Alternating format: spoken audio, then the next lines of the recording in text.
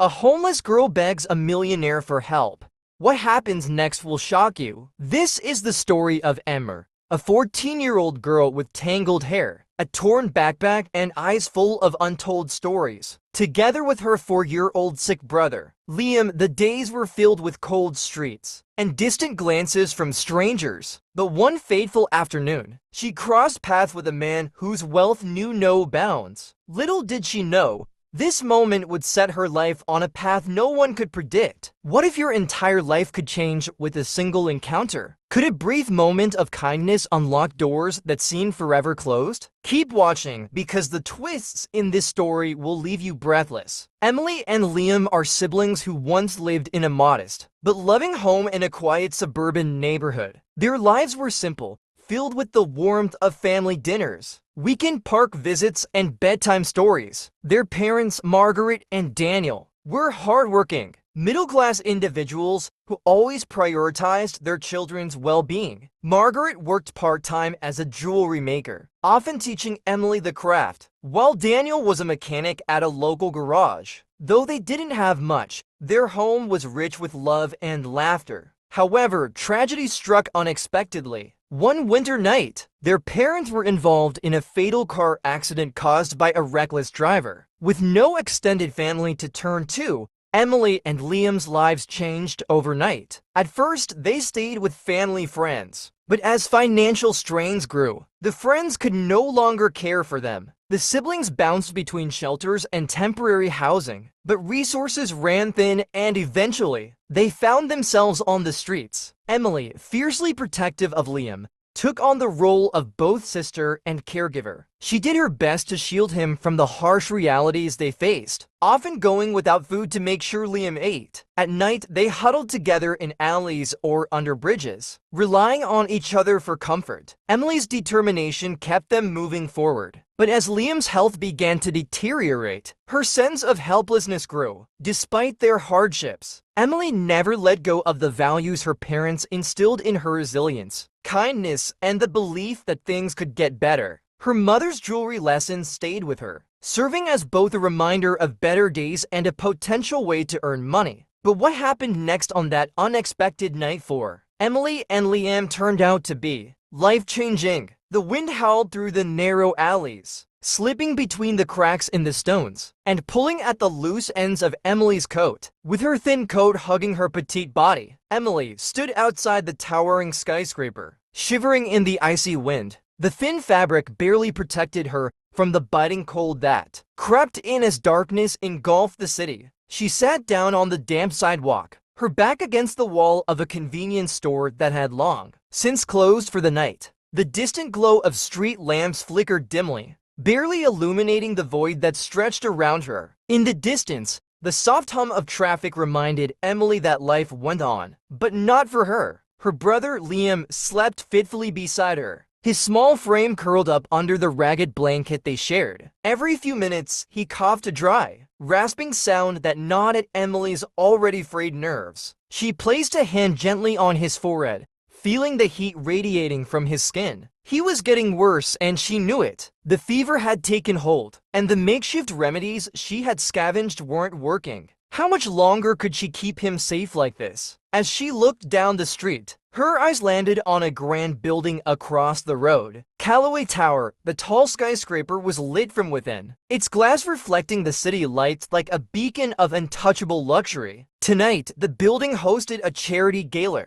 attended by the wealthiest and most powerful people in the city. Emily had heard the name before: Mr. Robert Calloway, a billionaire known for his ruthless business ventures and his cold demeanor. They said he rarely gave to the poor, that his heart was as icy as the winter air. But what if they were wrong? What if deep down, even the coldest heart could be softened? Emily had nothing left to lose. Emily gathered the blanket tighter around Liam, kissed his forehead, and stood up, wiping the dampness from her palms onto her coat. She hesitated as she stepped toward the entrance of Callaway Tower. Every step felt heavier than the last, as if the weight of every rejection and every cold stare she had endured was pressing down on her shoulders. Could she really do this? Would they even let her inside? Her heart pounded as she reached the revolving doors. The warm air that escaped with each turn brushed her face, a stark contrast to the chill that lingered behind her. As she placed a trembling hand on the glass, she caught her reflection, pale, hollow cheeks and wide, fearful eyes staring back at her. She didn't belong here, but Liam needed her to try. Inside, the grand lobby stretched out like a palace. Marble floors gleamed under the chandelier's glow, and elegantly dressed guests drifted through the space, their laughter echoing faintly. Emily's breath caught in her throat as she took a hesitant step forward. The receptionist glanced up,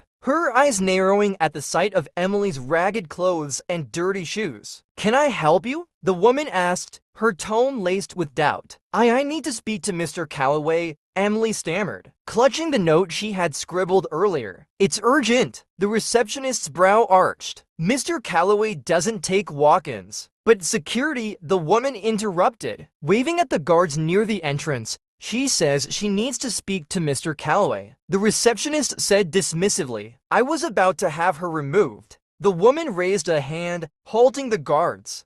"But let her speak," she said softly, her eyes never leaving Emily's. Emily felt the tears threatening to spill as she opened her mouth. "My brother is sick. We have nowhere else to go. Please, I heard Mr. Calloway is here. I just need a minute. That's all I'm asking." The woman's gaze softened. She bent slightly, meeting Emily at eye level. "Wait here," she said quietly, before disappearing up the staircase that spiraled toward the ballroom. Emily stood frozen in the center of the lobby, the weight of 100 stairs pressing against her back. Time stretched painfully. Finally, after what felt like an eternity, the woman returned with a tall figure by her side, Mr. Robert Calloway himself. He was taller than Emily expected, his dark hair graying at the temples. His sharp eyes scanned her with the same precision he likely used in boardrooms. But there was no cruelty in them, just curiosity. "What's this about?" Calloway asked, his deep voice echoing slightly in the vast space. Emily swallowed hard, thrusting the crumpled note toward him. "My brother is sick. We've been living on the streets. I don't know what else to do." Mr. Calloway's eyes lingered on the paper, and for a moment, Emily thought he might simply walk away. Instead, he folded the note and placed it in his jacket pocket. "Come to my office tomorrow morning," he said. Emily blinked in disbelief. "Really? 7 a.m. sharp," he added, turning toward the elevator. "Don't be late." The next morning, Emily arrived at Calloway Tower just as the first rays of sunlight touched the glass exterior. The lobby was quieter now, but its grandeur felt no less intimidating. Emily shifted nervously, smoothing her coat as best she could. Liam's fever had eased slightly overnight, but she knew it wouldn't last. This meeting felt like her last hope. Mr. Calloway's office was perched high above the city, with floor-to-ceiling windows offering a breathtaking view. But Emily had little time to admire it. Calloway sat behind a sleek desk, his expression unreadable as he gestured for her to sit. "I won't give you money," he said bluntly, his gaze never leaving hers. "I don't believe in handouts, but I will give you an opportunity." Emily straightened in her chair, unsure what he meant. He slid an envelope across the desk. "Inside is $200. Your task is simple. Take this money and turn it into more by the end of the week. Show me you're capable of building something from nothing. If you succeed, we'll talk further." Emily's fingers trembled as she took the envelope. "But what if I fail?" she asked softly. Calloway leaned back in his chair. "Then you're no different from the countless others who come looking for help. But something tells me you're not like them. What would you have done if you were in Mr. Calloway's shoes? Would you react the same, or do you think differently? Let us know in the comments." Emily left the office with the envelope pressed tightly against her chest. The weight of Calloway's words lingered with every step she took. What could she possibly do with $200? It was enough to buy Liam medicine,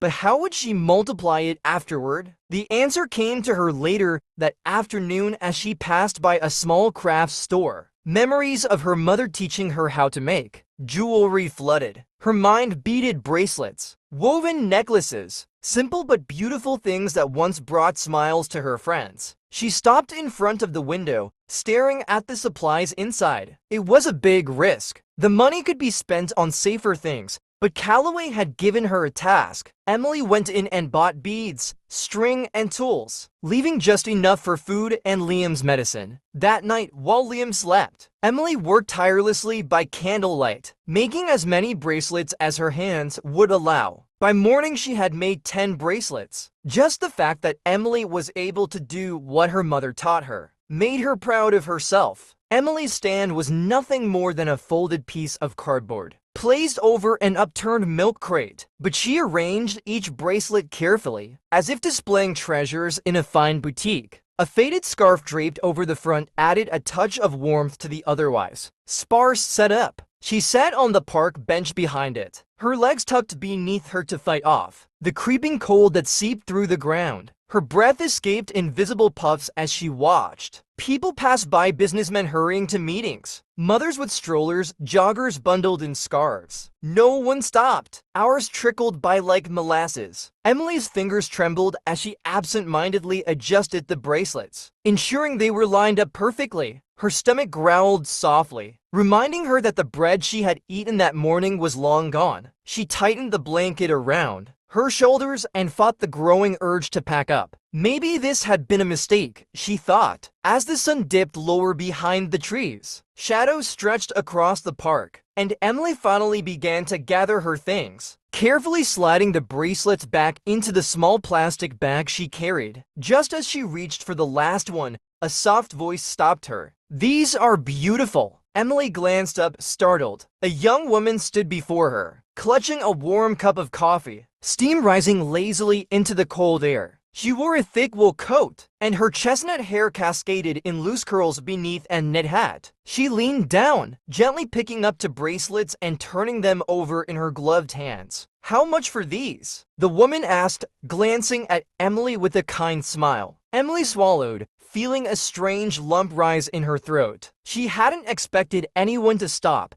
let alone ask to buy something. $5 each, she said, her voice wavering slightly. The woman nodded and pulled a $50 bill from her purse. As Emily fumbled to find change, the woman raised her hand. "Keep it," she said softly. "You'll need it more than I do." Emily stared at her, unable to find the right words. Gratitude swelled in her chest, and she gripped the bill tightly as the woman disappeared down the path. That single act of kindness was the flicker of hope she had been waiting for. What would you do if you were a passerby and you saw Emily standing there selling jewelry? Would you stop and take notice of Emily? The next day, Emily returned to the park, this time arranging her display with a little more confidence. By noon, an older couple stopped to admire her work, followed by a teenage girl buying a bracelet for her friend's birthday. Word began to spread, a young girl, barely more than a child, selling handmade jewelry by the park entrance. Some stopped out of curiosity,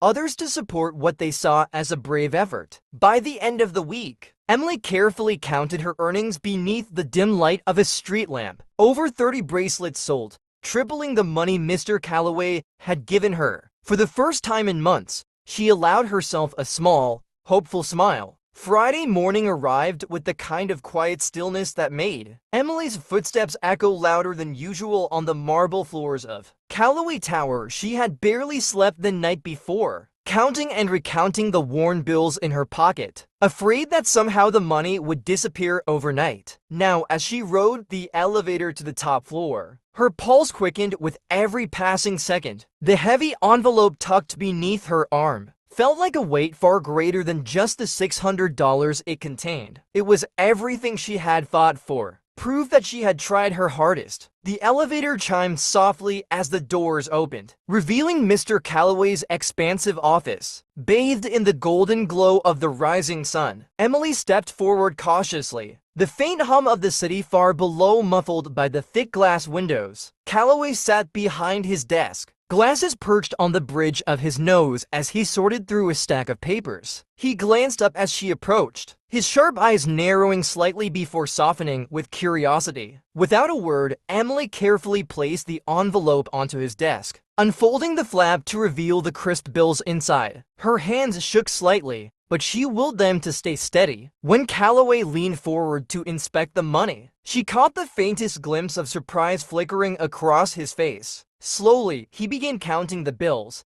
his fingers brushing lightly over each one. By the time he reached the final count, he leaned back in his chair, arching an eyebrow as a small, almost imperceptible smile tugged at the corners of his mouth. $600, he said, tapping the envelope lightly against the desk. That's more than triple what I gave you. Emily swallowed hard, clasping her hands tightly in front of her to keep them from fidgeting. I sold bracelets near the park, she explained, her voice quieter than she intended. It wasn't much at first, but people started coming back. I guess they liked what I made. Calloway nodded thoughtfully, setting the envelope down and folding his hands beneath his chin as he regarded her with a look of quiet consideration. The stern businessman she had met just days before seemed different now, less intimidating somehow. I'm impressed, he admitted, but more important than the money is the initiative you showed. You could have spent it all on your brother, on food or shelter, and no one would have blamed you. But you didn't. You took a risk, and that speaks volumes. Emily's heart thudded in her chest. She held her breath, afraid to hope. Does this mean you'll help us? She asked cautiously, her voice trembling ever so slightly. Calloway stood from his chair, crossing to the window as he gazed out at the bustling streets below. When he turned back to face her, his expression had softened, the edges of his features no longer sharp with indifference. Yes, he said simply, I'll make sure Liam gets the medical attention he needs. And I want you to keep making jewelry. I know people, boutique owners, investors who can help you turn this into something bigger. If that's what you want. Emily's eyes widened, the weight of his words sinking in slowly, almost too much to process at once. Her lips parted, but the words caught in her throat. I don't know how to thank you, she finally managed, her voice cracking with emotion. Calloway gave a small, approving nod. You already did, he replied, by proving that you're willing to fight for more than just survival. For the first time in what felt like forever, Emily felt something stir in her chest, hope. And this time, she knew it was real. Calloway wasted no time. Within hours of their meeting, Emily and Liam were escorted to a private clinic, nestled on the quieter side of the city. The bright, sterile walls were a stark contrast to the dim alleyways and cold benches they had called home. Liam's fragile frame looked even smaller in the large hospital bed. But for the first time in months, Emily felt like he was safe. The doctors reassured her that with proper treatment and rest, Liam's condition would improve. Calloway covered every expense, medications, consultations, and even fresh clothes for Liam to wear during his recovery. Emily sat by his bedside each night, weaving bracelets as the rhythmic hum of medical equipment filled the room. She crafted new designs, letting the soft memory of her mother's lessons guide her fingers. By the time Liam's fever finally broke, Emily had a collection of bracelets neatly bundled in her bag, ready for the next step. True to his word, Calloway didn't stop at helping Liam. A week after Liam's admission, Calloway invited Emily to his office once more, but this time, the meeting wasn't about survival, it was about opportunity. I've spoken to a few boutique owners I know, Calloway said, sliding a list of addresses toward her. They're interested in selling your bracelets. Go see them. Show them what you can do. Emily blinked in disbelief, running her fingers over the paper as if it might vanish. I don't know what to say. Say you'll make the most of it, Calloway replied with a faint smile. And she did. Over the following weeks, Emily bounced from one boutique to the next, clutching a box of bracelets as she pitched her story with quiet confidence. The first few meetings were nerve-wracking, but by the end of the month, several shops had agreed to sell her products. To her surprise, they sold quickly. Customers admired the intricate designs and the story behind each piece. One boutique even commissioned her to create a custom line for the holiday season. Word spread, and soon Emily found herself setting up a table at local community markets. No longer the timid girl selling by the park, she now stood proudly behind her display, chatting with customers who marveled at her craft. Her hands moved deftly as she worked, weaving bracelets on the spot while curious children and adults watched. But Emily knew that true success wasn't just about what she could gain, it was about what she could give. With each bracelet sold, she saved a portion to hire other homeless youth she met along the way. She taught them the same techniques her mother had once taught her, offering not just a skill, but hope. For many of them, it was the first time someone believed they could build something with their own hands. Liam's recovery mirrored Emily's growing success. By the time he was discharged from the clinic, his cheeks were fuller and the spark had returned to his eyes. The siblings moved into a small but cozy apartment just a few blocks away from the market. The walls were plain, the furniture secondhand, but to Emily, it felt like a palace. It wasn't just a place to sleep, it was home. Years later, Emily stood on the stage at Callaway's annual charity gala not as a guest in need, but as the event's keynote speaker. She looked out over the crowd, recognizing the same uncertainty and doubt in the eyes of others that she once felt. "I was once standing in the cold, begging for help," she began, her voice steady and clear. "But someone believed in me." Sometimes, the greatest act of kindness isn't giving someone what they need, it's showing them they're capable of achieving it on their own. As the applause thundered around her, Emily glanced at Callaway, who sat proudly in the front row. Their eyes met and he gave her a small nod of approval. From the streets to the stage, Emily's journey was proof that even the smallest spark of hope could ignite a fire strong enough to change lives. And sometimes, all it took was one person willing to see the potential that others overlooked. Emily's story is a reminder that sometimes the smallest spark of hope can ignite a fire that changes everything. What began as a desperate plea for help turned into a journey of resilience, growth, and compassion. With determination and the kindness of one person willing to take a chance, Emily not only saved her brother, but created opportunities for others in need. In a world that often overlooks those struggling in silence, Emily's story challenges us to look closer,